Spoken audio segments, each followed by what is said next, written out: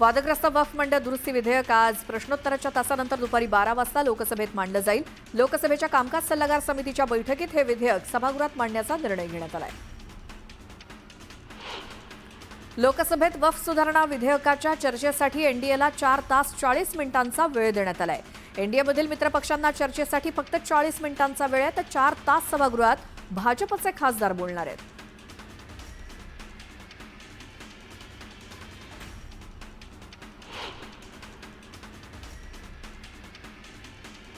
वक्फ सुधारणा विधेयकाला शरद पवारांची राष्ट्रवादी काँग्रेस विरोध करणार आहे.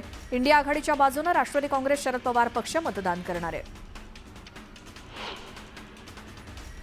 वक्फ सुधारणा विधेयकाला लोकसभेत उबाटा शिवसेना विरोध करणार आहे. या विधेयकाचा हिंदुत्वाशी संबंध नाही असं उबाटा खासदार संजय राऊतांनी स्पष्टपणे सांगितलंय. हिंदू आणि मुस्लिम यांच्यात दंगल होऊन दुफडी माजावी अशी सरकारची भूमिका असल्याचा आरोप राऊतांनी केला. मुख्यमंत्री देवेंद्र फडणवीसांनी उपमुख्यमंत्री एकनाथ शिंदेंना बळ दिलंय. यापुढे वित्त विभागाच्या सर्व फाईल्स उपमुख्यमंत्री एकनाथ शिंदेंकडे सुद्धा जाणार आहेत. त्यामुळे दोन्ही उपमुख्यमंत्र्यांना समान अधिकार असणार आहेत. मात्र अंतिम निर्णय मुख्यमंत्री देवेंद्र फडणवीसच घेतील. उपमुख्यमंत्री अजित पवारांनी बीडमध्ये योगेश क्षीरसागरांच्या निवासस्थानी भेट दिली. योगेश क्षीरसागर यांच्याकडून अजित पवारांचं जोरदार स्वागत करण्यात आलं. कराडच्या पाटण तालुक्यात सलग दुसऱ्या दिवशी अवकाळी पावसानं हजेरी लावली. त्यामुळे काढणीला आलेल्या पिकाला मोठा फटका बसला. मका आणि आंबा पिकाचं नुकसान झाल्यामुळे शेतकरी हवालदिल झालाय. तर लाईटचे पोल कोसळल्यामुळे रात्रभर लाईट खंडित होती. जालना जिल्ह्यातल्या काही भागात अवकाळी पावसानं हजेरी लावली. जिल्ह्यामध्ये 3 दिवस अवकाळी पाऊस पडण्याचा इशारा आहे. मात्र पावसामुळे उभी पिकं आडवी झाली आहेत. तात्काळ पंचनामे करून नुकसान भरपाई द्यावी अशी मागणी शेतकरी करतायत. वर्धा शहरासह ग्रामीण भागात अवकाळी पावसानं चांगलं झोडपून काढलं. वादळी वाऱ्यासह आलेल्या पावसानं उकड्यापासून हैराण झालेल्या नागरिकांना दिलासा मिळालाय. तर ग्रामीण भागाच्या काही गावांमध्ये वीज पुरवठा खंडित झालाय. अमरनाथ नगरपालिकेनं लाखो रुपये खर्चून उभारलेल्या चौकांची दुरवस्था झाली आहे. प्रतिकृतीच्या देखभाल दुरुस्तीकडे नगरपालिकेकडनं दुर्लक्ष केलं जात आहे. देखभाल दुरुस्ती अभावी या प्रतिकृतींची दुरवस्था झाली आहे. पुणे जिल्ह्याच्या शिरूर तालुक्यातील बाभळसर खुर्द इथे रुक्मिणी माता मंदिर आणि हनुमान मंदिर जीर्णोद्धार निमित्तानं संत तुकोबाराय आणि ज्ञानोबाराय यांच्या पादुका दर्शन आणि गोल रिंगण सोहळा संपन्न झाला. यावेळी संतश्रेष्ठ ज्ञानोबाराय आणि तुकोबाराय यांचा रिंगण सोहळा बघायला मिळाला. संत तुकाराम साखर कारखान्याच्या माध्यमातून तालुक्याचा सर्वांगीण विकास व्हावा, पारदर्शक कारभार व्हावा, तसंच कारखान्याच्या माध्यमातून शैक्षणिक आणि औद्योगिक प्रगती साधावी असं प्रतिपादन आमदार सुनील शेळके यांनी केलं. जुन्नर तालुक्यातील येणेरे इथे ग्रामदैवत मुक्ताई देवी, महालक्ष्मी आणि तुळजाभवानी मूर्तींचा प्रतिष्ठापना सोहळा आणि यात्रा उत्सव पार पडला. या सोहळ्याच्या निमित्तानं देवतांच्या मूर्तींची गावातनं वाजत गाजत मिरवणूक काढण्यात आली. देहू नगरीमध्ये सध्या रब्बी हंगामात पिकवलेला कांदा काढण्याच्या कामाला वेग आलाय. मात्र देहूमध्ये कांदा चोरांचा उपद्रव वाढल्यामुळे देहूतील शेतकरी हवालदिल झालेत. पोलीस गस्त वाढवून सीसीटीव्ही कॅमेरे लावण्याची मागणी शेतकऱ्यांनी केली. सावंतवाडीत शेतविहिरीत पडलेल्या कोल्ह्याला वनविभागानं जीवदान दिलं. अथक प्रयत्नानंतर कोल्ह्याला विहिरीतून बाहेर काढण्यात आलं. कोल्ह्याला नैसर्गिक अधिवासात सोडण्यात आलंय. उपमुख्यमंत्री अजित पवारांनी बीड दौऱ्याच्या सुरुवातीलाच प्रशासनाला शिस्ती संदर्भात खडेबोल सुनावले. 4 तास बैठकीला आहेत. त्यामुळे हे नाही ते नाही चालणार नाही, अगोदरच संपूर्ण अपडेट होऊन या असा इशाराच अजित पवारांनी अधिकाऱ्यांना दिला.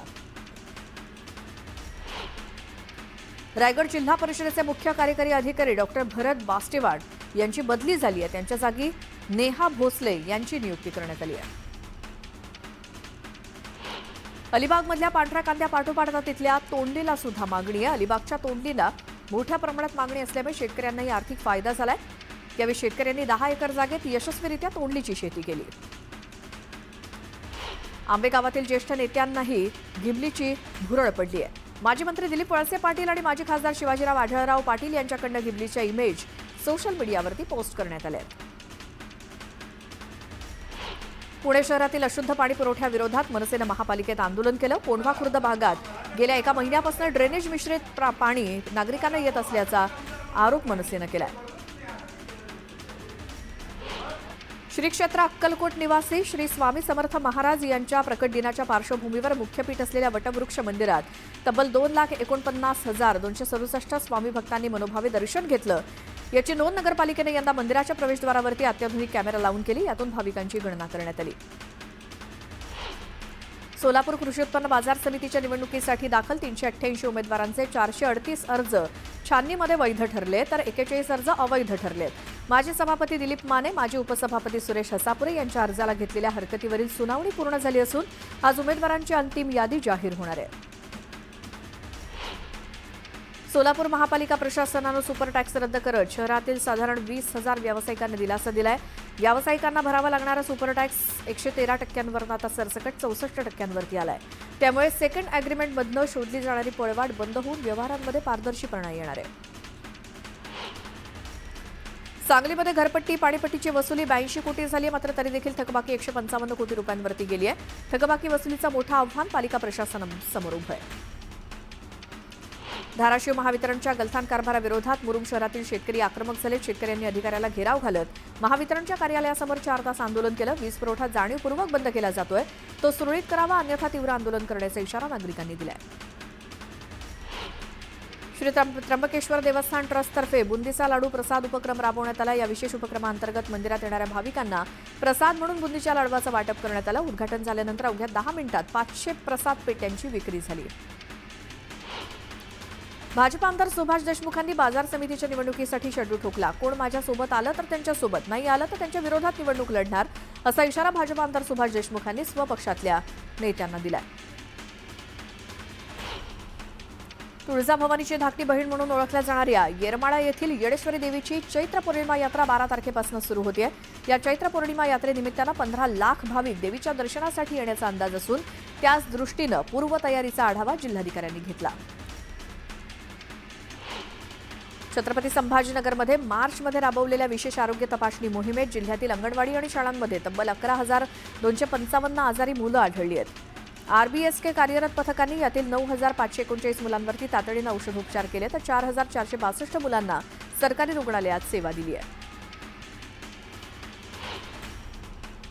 उजनी धरणाच्या परिसरात फेब्रुवारीत तब्बल 18,756 पक्षी आढळले.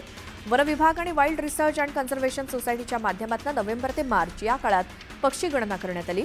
या गणनेत काही दुर्मिळ प्रजातींसह बॅलियन स्क्रेक आणि जॅक स्नाईप यासारखे पक्षी सुद्धा आढळले. मावळमधील वडेश्वर गावचं ग्रामदैवत कुलस्वामिनी सटवाई देवीच्या यात्रोत्सवाला सुरुवात झाली आहे. सटवाईवाडीतल्या डोंगरावरती असलेल्या मंदिरात नवजात बालकांना घेऊन जाण्याची परंपरा आहे. नवरात्र उत्सवात 9 दिवस भाविक दर्शनाला गर्दी करत असतात. जळगावातील नारळी आणि उतावळी या दोन्ही नदीच्या संगमावरती 2019 मध्ये बांधण्यात आलेल्या बंधाऱ्यात संपूर्ण गाळ साचलाय. त्यामुळे पाण्याची साठवण क्षमता कमी झाली आहे. बंधाऱ्यात पाणी साचत नसल्यामुळे परिसरातील विहिरींची पातळी खोलवरती जाते. त्यामुळे बंधाऱ्यातनं गाळ काढण्याची मागणी परिसरातल्या शेतकऱ्यांकडून करण्यात आली. कराड पालिकेचे तत्कालीन फरार मुख्याधिकारी शंकर खंदारे यांचा अटकपूर्व जामीन अर्ज कोर्टानं फेटाळला. कराड पालिकेतनं कार्यमुक्त झाल्यानंतरही एका इमारत बांधकाम परवान्यासाठी 10 लाख रुपयांची लाच मागून त्यापैकी 5 लाख रुपये लाच घेण्यात आली. या प्रकरणी मुख्याधिकाऱ्यांचा चौघांवरती शहर पोलीस ठाण्यात गुन्हा दाखल झाला होता. तेव्हापासून शंकर खंदारे फरार आहे. 17व्या राष्ट्रीय व्हीलचेअर तलवारबाजी स्पर्धा भुवनेश्वर ओडिशा इथे पार पडल्या. यात महाराष्ट्र संघानं उत्तम कामगिरी केली. बुलढाणा जिल्ह्यातल्या 2 मुलींनी उत्तम कामगिरी करत महाराष्ट्राला कांस्य पदक मिळवून दिलं. बुलढाणा जिल्ह्याच्या गिरोली खुर्दमधील पोलीस कर्मचाऱ्याच्या हत्येचा पोलिसांनी छडा लावला. या प्रकरणी 4 आरोपींना बेड्या ठोकण्यात आल्या आहेत. अनैतिक संबंधातून हत्या झाल्याची कबुली मुख्य आरोपीनं पोलिसांना दिली. गावातल्याच व्यक्तीनं पोलीस कर्मचाऱ्याला हत्येची सुपारी दिली होती. भिवंडी निजामपूर शहर महानगरपालिकेनं पारदर्शक आणि गतिमान प्रशासन राबवण्यासाठी नागरिकांना घर बसल्या तक्रार करण्यासाठी QR कोडची सुविधा उपलब्ध करून दिली आहे. ही तक्रार कोणत्या कार्यालयात प्रलंबित आहे याचा आढावा घेता येणार आहे. याकरता महानगरपालिकेनं संकेतस्थळ सुद्धा सुरू केलंय. अन्न आणि नागरी पुरवठा विभागाच्या अहवालानुसार वर्षभरात राज्यात दारिद्र्य रेषेखालील 3 लाख शिधापत्रिकाधारक तर अंत्योदय अन्न योजनेच्या 50,000हून अधिक शिधापत्रिकाधारकांच्या संख्येत घट झाली आहे. दुसरीकडे केशरी शिधापत्रिकाधारकांच्या संख्येत 16 लाखांनी वाढ झाली आहे. कांद्यावरील 20% निर्यात शुल्क हटवण्यात आल्याच्या निर्णयाची अंमलबजावणी सुरू झाली आहे. अशातच नागपुरात लाल कांद्याला 1,600 रुपये तर हिंगणा बाजारात 2,000 रुपयांचा दर मिळालाय.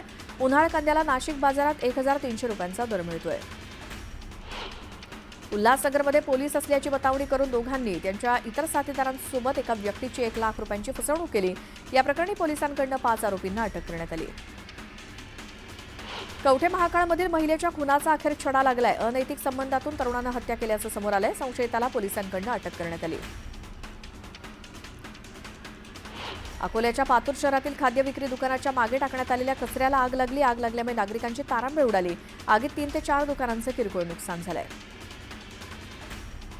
पंजाबमधील ख्रिश्चन धर्मगुरू पास्टर बजिंदर सिंगला बलात्कार प्रकरणात जन्मठेपेची शिक्षा सुनावण्यात आली आहे. मोहाली कोर्टानं त्याला ही शिक्षा दिली. बजिंदरला न्यायालयानं 3 दिवसांपूर्वी दोषी ठरवलं. मावळमध्ये अनैतिक संबंधातून झालेल्या वादातनं 22 वर्षीय युवकाचा निर्घृण खून करण्यात आला. आरोपीनं धारदार कोयत्यानं युवकाच्या मानेवरती वार करत त्याचा जीव घेतला. मावळच्या कानेफाटा भागातली ही धक्कादायक घटना आहे. या प्रकरणाचा पोलिसांकडून तपास सुरू आहे. बेरोजगार तरुणांना विविध प्रकारचं कौशल्य प्रशिक्षण देऊन रोजगार संधी निर्माण करण्याच्या उद्देशानं सुरू झालेल्या पंतप्रधान इंटर्नशिप योजनेला आता 15 एप्रिलपर्यंतची मुदतवाढ देण्यात आली आहे. यापूर्वी या योजनेसाठी अर्ज करण्याची शेवटची तारीख 31 मार्च होती. ठाणे भिवंडी कल्याण या मेट्रो प्रकल्प 5 अंतर्गत सुरू असलेल्या ठाणे ते भिवंडी मार्गावरती गर्डर टाकण्याचं काम हाती घेण्यात आलंय. त्यामुळे आज वसई ते दिवा रेल्वे वाहतूक 8 तास बंद असणार आहे. पश्चिम आणि मध्य रेल्वे मार्गावरती 31 मार्चपर्यंत चालवण्यात आलेली दादर ते भुसावळ गाडी विशेष गाडी आता 30 जूनपर्यंत धावणार आहे. प्रवाशांची वाढती मागणी लक्षात घेत रेल्वेनं हा निर्णय घेतलाय. त्यामुळे दादरवरनं भुसावळ गाठणं सोयीस्कर होणार आहे. मराठी भाषेला अभिजात मराठी भाषेचा दर्जा प्राप्त झालाय. दरम्यान आता भाषेच्या संशोधन आणि विकासासाठी काम केलं जाते. यासाठी लवकरच एक समिती गठीत करण्यात येईल असं मराठी भाषा मंत्री उदय सामंत यांनी सांगितलं. राज्य पोलीस दलातील एआय वापरासाठी Maharashtra research and vigilance for enhance law enforcement कंपनीची स्थापना करण्यात आली. या कंपनीला आता राज्यातील शासकीय आणि निमशासकीय कार्यालयांमध्ये कृत्रिम बुद्धिमत्तेचा प्रभावी वापर व्हावा यासाठी काम देण्यात येणार आहे. विशेष म्हणजे शासकीय माहिती गोपनीय आणि सुरक्षित ठेवण्यासाठी कंपनी मदत करणार आहे. नवी दिल्लीत 90हून अधिक आवश्यक औषधांच्या किमतीत 1.74% वाढ झाली. नॅशनल फार्मास्युटिकल प्राइसिंग ऑथॉरिटीनं हा निर्णय घेतला असून यामध्ये गंभीर स्वरूपाचा संसर्ग, हृदयरोग, मधुमेह आदी विकारांवरील औषधांचा समावेश आहे. राज्यातील 1 लाखापेक्षा जास्त लोकसंख्या असलेल्या शहरांमध्ये ई-बाईक टॅक्सी सुरू करण्यास मंगळवारी राज्य मंत्रिमंडळानं मान्यता दिली. या निर्णयामुळे राज्यातील लहान मोठ्या शहरांमध्ये ई-बाईक टॅक्सीचा स्वस्त पर्याय लवकरच उपलब्ध होणार आहे. यातून मोठी रोजगार निर्मिती होणार असून महिला चालकांना देखील प्रोत्साहित केलं जाणार आहे. नवीन आर्थिक वर्षाच्या पहिल्या दिवशी शेअर बाजारात घसरण होत असताना सोनं भावात मात्र 200 रुपयांची वाढ झाली. त्यामुळे ते 91,600 रुपयांवरती पोहोचलंय. 2 दिवसांपासून सोनं भावात वाढ कायम आहे. 31 मार्चला त्यात आणखी 1,000 रुपयांची वाढ झाली. त्यानंतर आता 1 एप्रिलला 200 रुपयांची वाढ झाली. महाराष्ट्र लोकसेवा आयोगाच्या भोंगळ कारभारामुळे उमेदवारांना मानसिक, आर्थिक आणि सामाजिक तणावाचा सामना करावा लागतोय. 2023च्या जाहिरातीद्वारे बहुजन कल्याण अधिकार पदासाठी निवड झालेल्या उमेदवारांना अजूनही शिफारस पत्र मिळालेलं नाही. 24 तास सुविधा देणाऱ्या दुकानांमुळे ग्राहकांसह अर्थव्यवस्थेला फायदा होतो. शिवाय कायद्यानं या दुकानांवरती